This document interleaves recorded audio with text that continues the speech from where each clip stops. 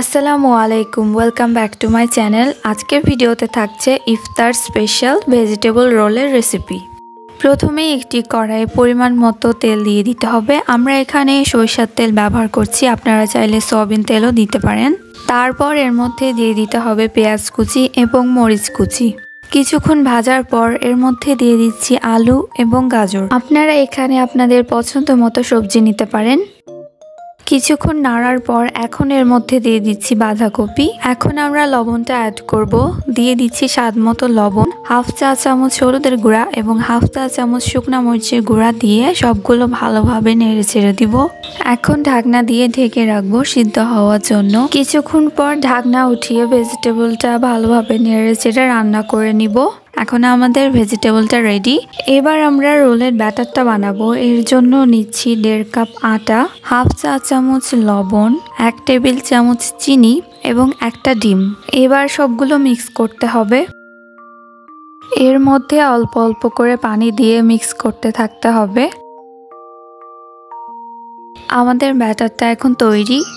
এবার একটি ফ্রাই প্যানে অল্প একটু তেল দিয়ে টিস্যুর সাহায্যে এইভাবে মুছে নিতে হবে এবং বড় গোল চামচের 1 চামচ ব্যাটার দিয়ে ফ্রাই প্যানটাকে এইভাবে ঘুরিয়ে ব্যাটারটাকে গোল করে নিতে হবে। ঠিক এইভাবে 30 সেকেন্ড পর রুটিটা আমরা উঠিয়ে নিব।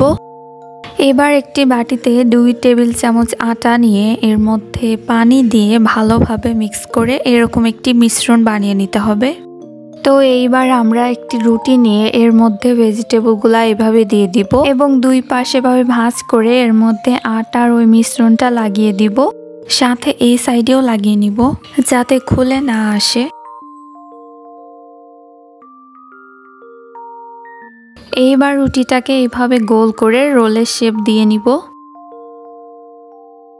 এই তো সবগুলো রোল বানানো ডান। এইভাবে বানিয়ে আপনারা ইফতারের জন্য ফ্রিজে রেখে সংরক্ষণ করতে পারেন। এবার একটি বাটিতে 3 থেকে 4 টেবিল চামচ আটা, স্বাদ মতো লবণ এবং পানি দিয়ে ভালোভাবে মিক্স করে একদমই পাতলা একটা ব্যাটার বানিয়ে নিতে হবে। ব্যাটার বানানো শেষ। এখন একটা রোল নিয়ে ব্যাটারের মধ্যে দিয়ে এইভাবে চুবিয়ে নিয়ে এখন ব্রেড ক্রামের ভিতরে দিয়ে দিতে হবে। আর বাসায় ব্রেড ক্রাম না থাকলে আপনারা আমার মতো টোস্ট বিস্কুট গুঁড়া করে নিয়ে ইউজ করতে পারেন।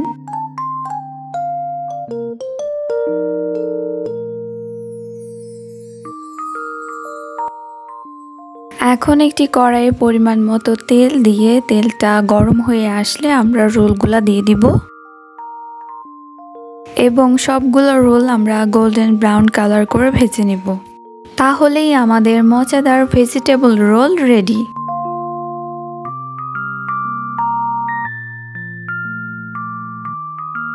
তো আমি এখানে খুব সুন্দর করে সার্ভ করে নিয়েছি। এখন এটা টেস্ট করার পালা।